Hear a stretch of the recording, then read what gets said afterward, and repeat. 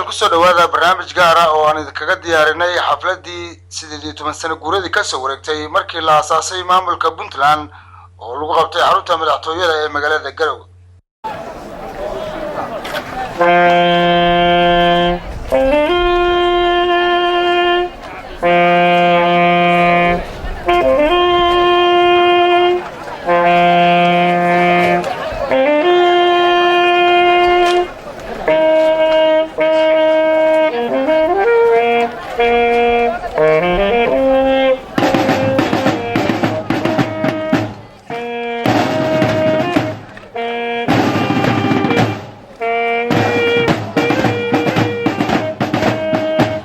sagaal boqol sagaashan iyo sideed ayay ahayd markii magaalada Garowe lagu soo gabagabeeyay shirkii aasaaska Puntland halkaas oo lagu dhisay maamul ka kooban 3 gole uuna madaxweyne ka noqday Allah u naxariistay Cabdullaahi Yuusuf Axmed halka ku xigeenna uu noqday Maxamed Cabdi Xaashi. ujeedaduna ay ahayd in la helo maamul wax ka qabta dhinacyada ammaanka, dhaqaalaha, horumarinta arrimaha bulshada, siyaasadda iyo sidii maamul ka turjumaya baahida shacabka loo heli lahaa. 18 sano ayaana ka soo wareegtay xilligaasi aasaaska Puntland. magaalada madaxda Puntland ee Garowe waxaa lagu qabtay munaasabad ballaaran oo arrintaasi lagu xusayay ayna ka soo qayb galeen madaxweynaha dowladda Puntland, ku-xigeenkiisa, golayaasha dowladda, xubno ka socday beesha caalamka iyo bulshada rayidka. jawiga goobta ayaa ahaa mid farxad lagu wada caweynayay. dadka nasiibka u helay inay ka qayb galaan munaasabadan taariikhiga ah ayaa indhahooda laga dareemayay farxad ay u hayaan inay ka mid noqdaan markii la dhisay Puntland. munaasabada lagu maamuusayay ayagoo ruuxayay calanka jamhuuriyadda Soomaaliya iyo kan maamulka Puntland. waxaana dadka goobta ku maaweelinayay fanaaniin ka kala timi qaaradaha dunida iyo kuwa ka dhisan Puntland, iyagoo halkaasi ka qaaday heeso wadani ah kana turjumaya horumarka ay gaartay Puntland.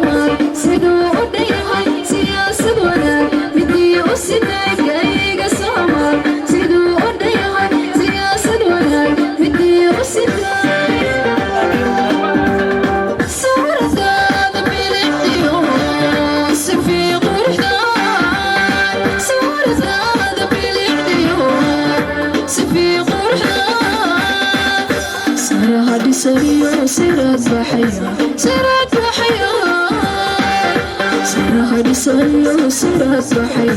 سرات وحياة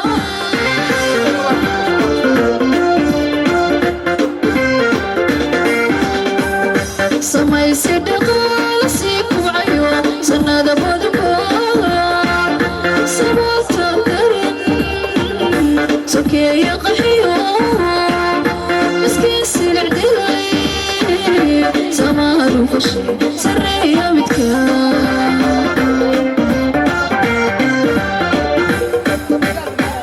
سماي صدق لسيك وعيون سنة بدكا سبات تقرن سكي يقحيون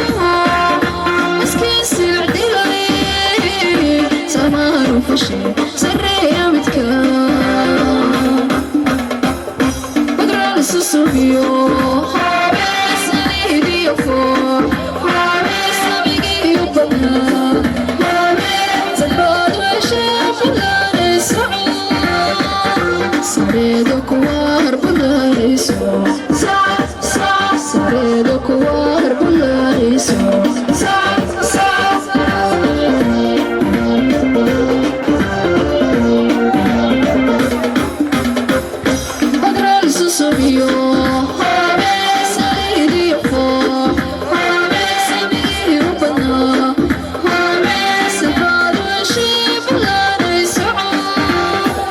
سريدك وارب اللاني سعود سريدك وارب اللاني سعود سريدك وارب اللاني سعود islaan ciise islaan maxamed oo ka mid ahaa isimadii goobta ka hadlay ayaa tibaaxay in puntland dhismaheedii dadaal dheer loo galay horumarna la gaaray aad u adeegtaaniin oo ay u qabataaniin in nabadi ka dhacdo in caafimaad ka dhaco in usufuraani ka dhacdo in wada jiri ka dhacdo in boholyo ka dhacdo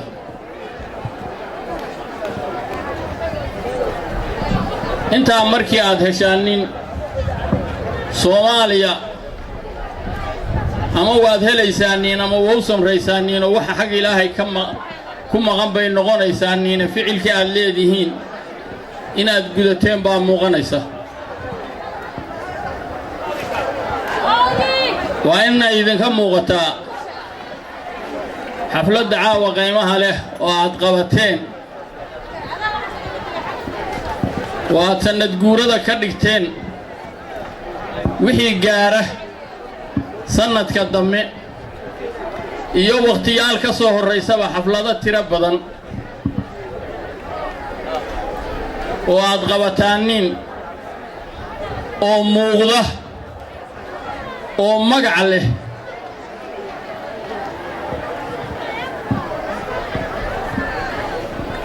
waan leeyahay marka dadka reer Puntland oo dadweynaha ha muuqato waxa aad u baahan tihiin wada jirka isku xiraanta oo ay u horeyso nabadgelyada haddaan nabad la helin waxba lama helin reer Puntland oo nabadgelya la rabaa nabadgelyada in laga shaqeeyo la rabaa in wada jir loo shaqeeyo la rabaa dadweynuhu haddii aad baahidiina idinku wax ka qaban weydaaniin waa inaad ogaataaniin inaan dawladda kaligeed ayaan qaban karin dawladda kaligeed ku filayn ee dawladnimada aad maqlaysaaniin idinka ay tahay ay idinka muuqato waxa aad u baahan tihiin ay idinka muuqato wixii aad diidan tihiin ay idinka muuqato waxa aad u baahan tihiin inaad u hudhaaniin hiil iyo hoo cid hal la dilo iyo cid hal la caayo malihi cid hal lagu gafo malihi waa inaysa idinka muuqataa baahidiinnu haddii rag la yahay iyo haddii dumar la yahayba waa inay idinka muuqataa dawladdana hadda waxay ila tahay nin saartumay luuq dalbaye wixii la idiin igmaday shalay aad u dhaarateen ummadda ku hoggaaminayseen waa la idinku taageersan yahay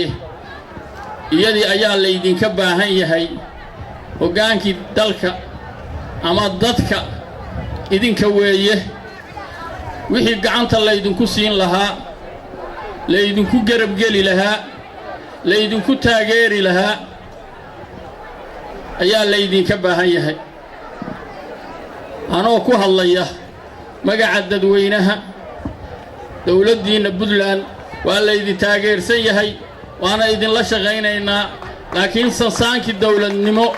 inaad nagu hoggaamisaan waxa aad hadda noo haysaaniin ayaan weecan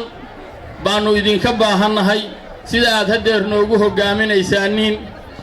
ayaa laydinka baahan yahay wixii aad noogu dhaarateen intaa haddaan ka gudbo Soomaaliya waxaan leeyahay ilaahay waxa ay qabto oo colaada ah ilaahay ha ka qaado ilaahayna waxaan uga rajaynayaa waqtigii ay hadda laga sheekaynayay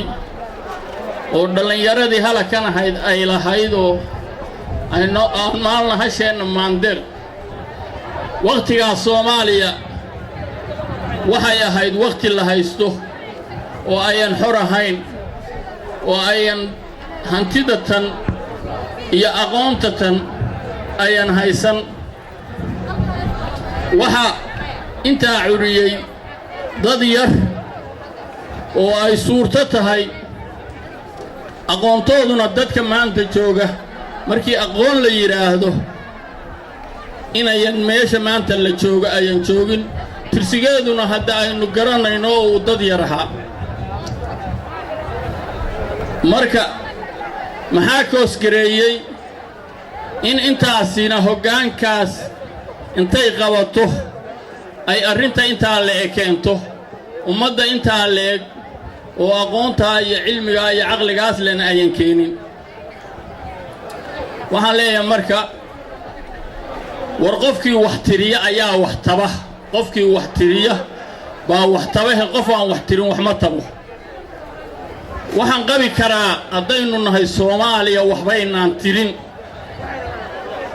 oo haddaynu wax tirino waxaynu tabi lahayn waxa inoo jooga iyo waxa ina ka maqan marka waxaan leeyahay innagoo aan magac kala lahayn oo dal kala lahayn oo dad kala ahayn aynu tirino waxa ina ka maqan markaasaynu helaynaa markii la yiraahdo waxa noocaas ah ina ka maqan xagee laga doonayaa oo baadi u yihiin baa imaanaysa waxa maqan xagee baadi u yihiin baa imaanaysa waagaas la helayaa baadidu meelayn jirin lagama helo haddaad ka doontida meesha ay jirto baa laga doonaa laga helaa aan marka tirino oo dib u noqono waxa ina ka maqan oo wanaaga oo wada jirka aan ogaano inaan qof kaliya ama gobol kaliya ama guri kaliya ama reer kaliya uusan dawladnimo iyo wanaag iyo nabadgelyo uusan kaligiis ahayn ee ay tahay isku xiraan isku duubni wada jir iyo wax qabasho waxa idin marxaantiya 26 sano ayaa Soomaaliya dhibta haysatay oo qaharka ku jirtay oo la lahaa kana reer hebel iyo kana reer hebel waa soo aragnay marka guusheedii marka waxaan ku soo gabagabeynayaa Soomaaliya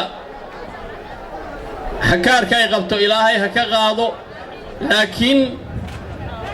nimaan oran ma dhahehe aynu dib u noqono oo Soomaalinimadu ha muuqato oo qof kasta oo Soomaaliya magac kasta ha sheegto martabad kasta ha haye aan u noqono inaynu Soomaalinimo raadino iyo wada jir oo aynu noqono jirkii la haya jirid kama qoslo qof kasta oo Soomaaliya ha ogaado waxa kan kala haysta ayaa haysta waxa kan kala haysta ayaa haysta waxaan ku soo gabagabeynayaa aad baad u mahadsantihiin xafladan qiimaha badan waa soo dhaweynayaa ilaahayna waxaan ka baryayaa waqtiyaashiisa inuu samo iyo wanaag inuu ku soo gaarsiiyo wassalaamu calaykum waraxmatullaahi wabarakaatuh abwaan maxamed cali walash ayaa maasa ka hadlaysa wadaniyada lana hadlaysa ummadda Soomaaliyeed ku bilaabay hubka dhiga qalinkana hantiya كهريني هوضا ووجودي رواس وحوش ما عليه شوانة وقت كما هنونان أنا قلنا هاي غير دي هسته كما دايو يقولون هاي قوم مقلان ملا هورارسن هو كديقا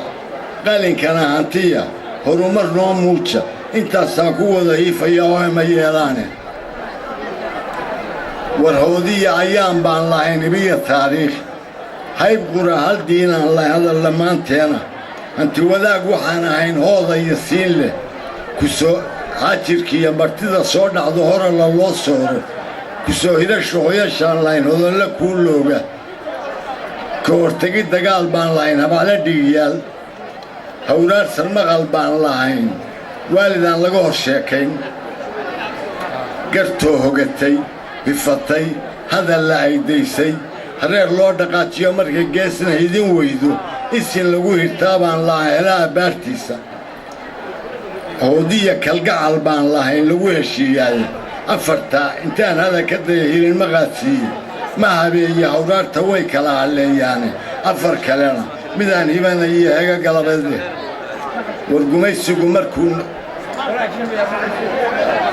والقميسو مركون نقوها بصدقال كوين عايستي والقميسو مركوين بصدقال كوين عايستي هلا رضا مركون نودقين هورين هايي هانتي دي النواقو سيدي هورو بوبايي نيك هوي يرادا بحبسي لقوها القاداي للي يرى هرسادي ويجي هايب شعلانكي هل ضيال هرقانتي قبا هوريا دولاني هل كان يحرم الدون waxaan weerar ku abaynay hableenu waa tay gadeen hogay haysteen hooyooyin badan baa ku lumay hoogi dhagax tuure habeen iyo dhalaar waxaan ku habinoo hoggaalku hoyan waayo ha ka Allah markii aynu dhida guushi soo hoyinay hoodii habaar qabe waxay nagu casheen hilinkii habaar qabe waxay nagu casheen hadimadii baase habkaan maanta joognaa ka daran hilinkii waagii والصومالي عندك ساعة أنا قاعد سيفنا ما تشيلو قلا كلام نقول شو تاي أنا قاعد سيفنا ما تشيلو دول كلام نقول شو معي الصومالي هوك باكل عياط في الليل نبض عط وحو هيريا كي نبض عط وحو هيريا كي البوحي جاي هادي ولا بها وحالو لوجا يا أنا ضدودية حناو عن حبكي دولة النمو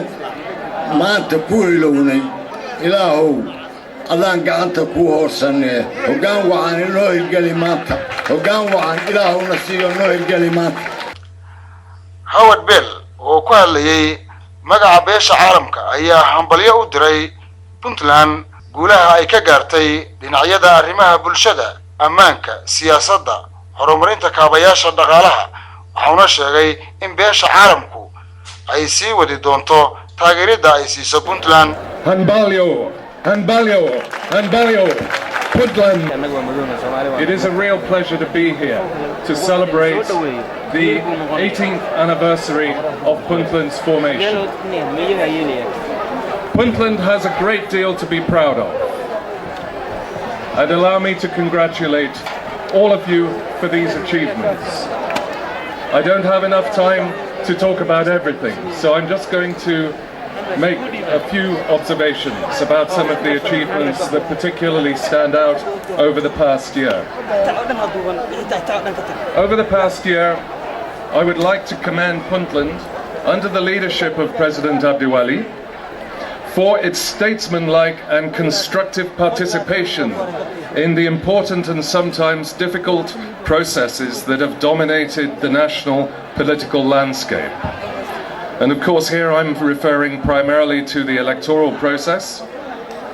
And Puntland's discomfort with the electoral model is understood, sir, and it's acknowledged. But Puntland's maturity and leadership in putting national interest ahead of discomfort is applauded. The UN therefore looks forward to supporting Puntland as it continues its constructive and leading role in the electoral process and as it prepares for the election itself. In doing so, we would also encourage Puntland's leadership to set an example in terms of women's inclusion and representation in the electoral process. Now, in thinking of the past year, of course, it would be impossible not to mention Puntland's success in driving off attempts by Al-Shabaab to expand its presence in the state. The victory was militarily decisive and, quite rightly, created a sense of unity and pride amongst Puntlanders. The whole of Somalia and the international community is in your debt. Of course, victory brings obligations, including the humane treatment of those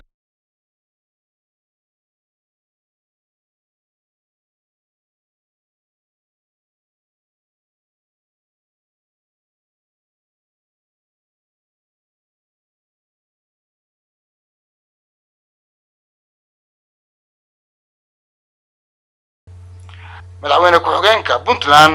ayaa hambalyo u diray ummadda Puntland isagoo la qaybsaday damaashaadkii 1 August. kollayba anigu waxaan u arkaa sanadkan 2016 runtii inuu ahaa sanad guulo fara badan ay Puntland gaadhay hadday horumar ka tahay haddii ay nabadgelyada tahay haddii ay tartamada caalamka ay tahay oo aan jeclahay runtii Umar Usman Ali oo laba tartan oo qiimo leh midna Soomaaliya oo dhan u soo jeediyay midna Puntland u soo jeeday ka Soomaaliya oo dhan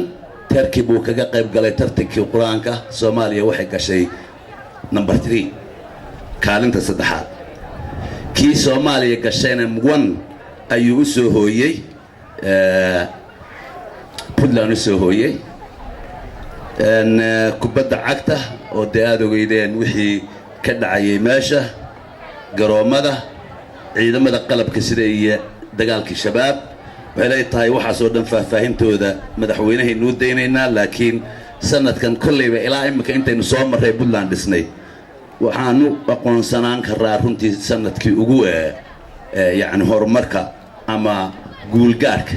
ugu farabadnaa kullaybana dawladdu kama ay daali doonto intii karaanka ayaana waa sii wadi doonaa insha Allah biidnillaahi tacaala haddii aan intaa idhaahdo waxaan ku soo gabagabeynayaa guul madaxweynaha dowladda Puntland Cabdiweli Maxamed Cali Gaas oo soo xiray xafladda ayaa ka hadlay ujeedadii loo dhisay Puntland iyo doorka ay ku lahayd dib u yogleelidda qaran Soomaaliyeed isagoo sheegay in sanad gudihiis Puntland ay ka qabsoomi doonto doorashooyinka dawladaha hoose waa sanad guuradii 17aad ee asaaskii Puntland waxa ugu horeeyo aan leeyahay waxa way hambaliyo dadka reer Puntland meel kasta ay joogaan gudaha iyo dawladba waxaan leeyahay ku ciida caafimaadsan ku ciida wanaag ku ciida niyad sami ayaan leeyahay dhammaantiin markii dawlad Soomaaliyeed ay duntay markii haykalkii iyo institutionskii dawladnimo ay dhumeen markii dagaal sokeeyay uu dhacay dad badan ayaa halkaan yimid halkaan ayaa la isugu yimid marka laga reebo intii kale meel kale u qaxday ama qaxooti gashay Kenya gashay ama Ethiopia gashay meel kale aaday intii kale dadkii reer Puntland ahaa dagaalka sokeeyay uu saameeyay halkaan isugu timid waxaan rabaa marka inaanu fahamno dawladnimada kala dambeynta iyo sharciyadu inay shaqeyso sababtoo ah dhibtii ka timid intaas markay duntay waan soo aragnay waana taabatay waana saameysay wax badan bay Puntland isku dayday inay Soomaalinimo hesho in dawladnimo Soomaaliyeed la helo 7 sano oo dheer ayay sugtay in Soomaali isu timaado oo qarannimadeeda u hanato laakiin ma suurtagelin waxay kaliftay marka si aanagu isu badbaadino kala dambeyn u samaysano nidaam dawladnimo isugu dhaqno ayaan u samaysanay Puntland saasoo tahay mar walba kama aanan quusan waxaan ku dadaalaynay in laba la isku wado Puntland oo dowladnimo hesha hagaagta horumarta iyo dhanka kale inaanu helno Soomaalinimo wanaagsan hagaagsan oo qarannimadeedii iyo karaamadeedii iyo sharafteedii dib ula soo laabatay marka asaasayaashii Puntland hadda odayaasha nagala fadhiyaan xabsaday iyo Ali Ismaaciil Abdigiri kuwa kale oo badan maxay fikirkooda muxuu aragtidooda maxay ahayd Puntland kala haay waxay aniga ila tahay aragtidayda waxay rabeen Soomaali xor ah oo cid lahayn laguna shaqaysan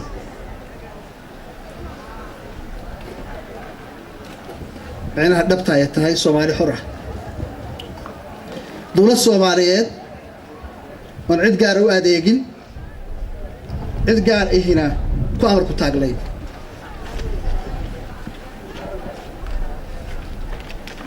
waxay rabeen dowlad Soomaaliyeed oo la kala lahayn kana shaqaysan midnimo wada jir iyo horumar dowlad Soomaaliyeed oo federaal ah heshiis ku ah awood qaybsi iyo xukun wadaag cadaalad ku dhisan dowlad Soomaaliyeed oo leh dastuur la isku raacsan yahay si isleegna loo ixtiraamo aan cidina si gaar ah u ilaalin cidina si joogto ah ugu tuman mudanayaal iyo marwooyin saas bay ahayd baan isleeyahay ujeedadii loo aasaasay Puntland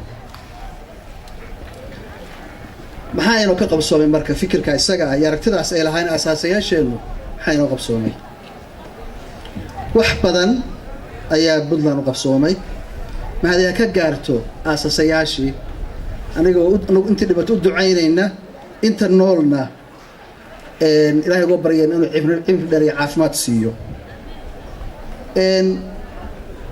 sistemyada kala duwan ee Puntland ay ku soo dhaqmaysay waxay dhisayeen haykal dowladnimo oo qoloba ay meel keenaysay kuna sii daraysay horumar dhan walba ah ayaan ku tilaabsanay mid dhaqaale mid siyaasadeed iyo mid bulsho ijtimaaci ah waxaan isleeyahay dowladnimadii aan dhisanay Puntland way mahadisay waxaan isleeyahay Puntland kaliya ma mahadine dhismihii Puntland Soomaali dhan baa mahadisay imisa Soomaali ah oo amni xumo iyo dhaqaale xumo dhulkoodii uga timid ama uga soo carartay baa maanta nabad iyo dhaqaale ku heshay Puntland Soomaali kaliya ma ahee ajnabi badan oo og tihiin oo oromada ugu horeyso ayaa nala loo wax yaraan ka iraahdo marka meesha aanu hadda marayno ama xaaladda dalku maanta ku sugan yahay xaaladda amni markaan ka hadlo Puntland waa nabad markhaati baana ka watiin dhammaanteed cali baan hadda xusay oo ka hadlayay oo yiri meel aad 1,000 kilomitir iyo ka badan dad ka timaado gaalkacayo aad ku tagi kartaa Ceergaabo ama aad ka timaado Tawfiiq oo aad aado Caluura adoon ciidina ku wadin cidna aan ka baqayn nabadgelyadaadana cidna aan magan ugu ahayn waxay ka jirtaa Puntland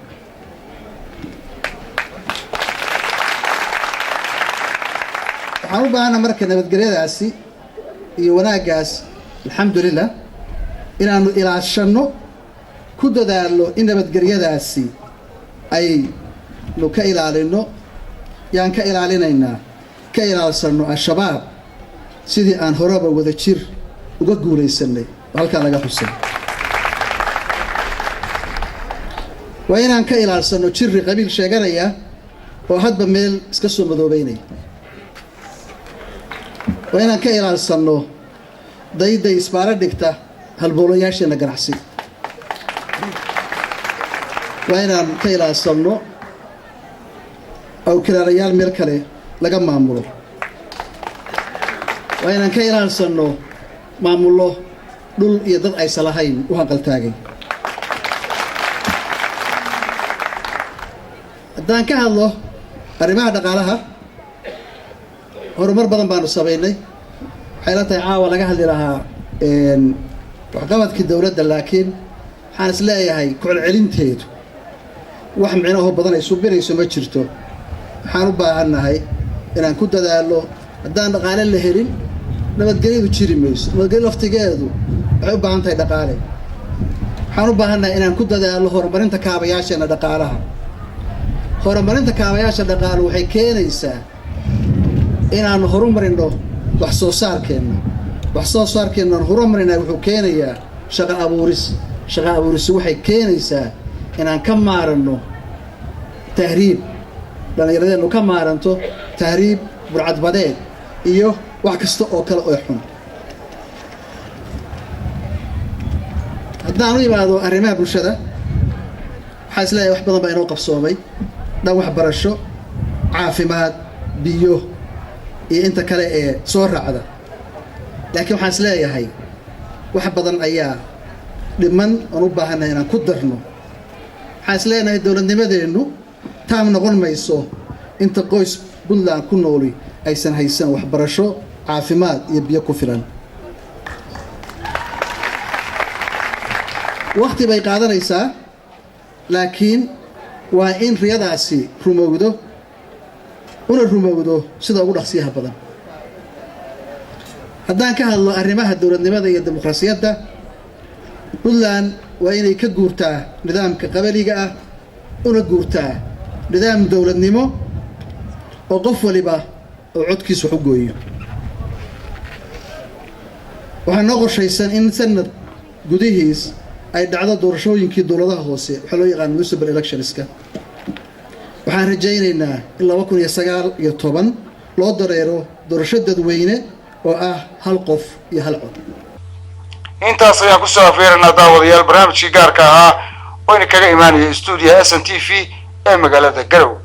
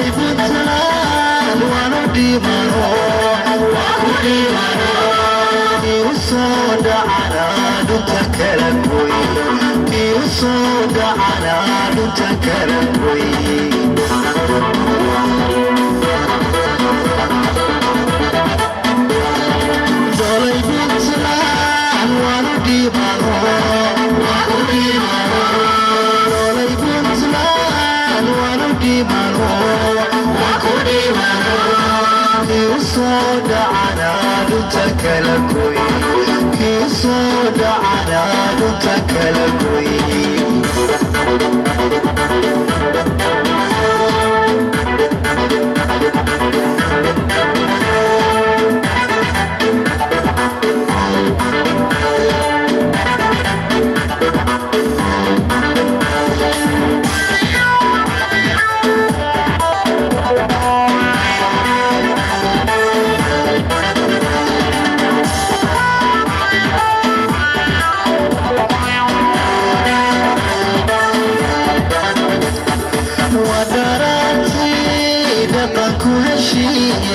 ودررت الممرود ودررتي بلدي بمدار الكوشي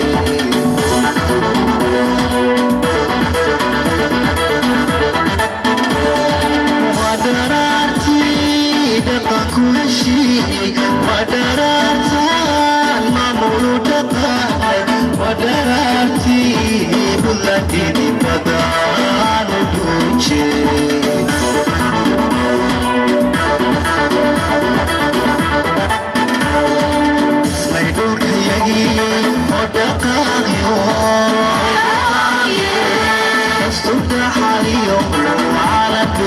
وين يا كوداتي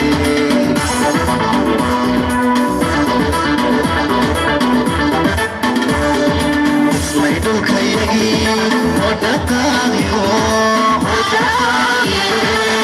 صد حاليو على دوم وين يا كوداتي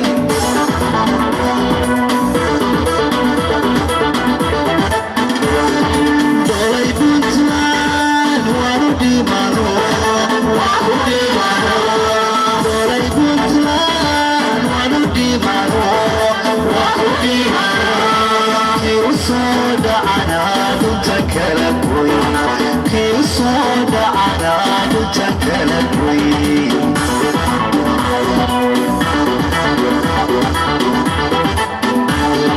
دولي بنتلان ورودي مرو وكودي مرو دولي بنتلان ورودي مرو وكودي مرو كي صود عناد تكلكوي كي صود عناد تكلكوي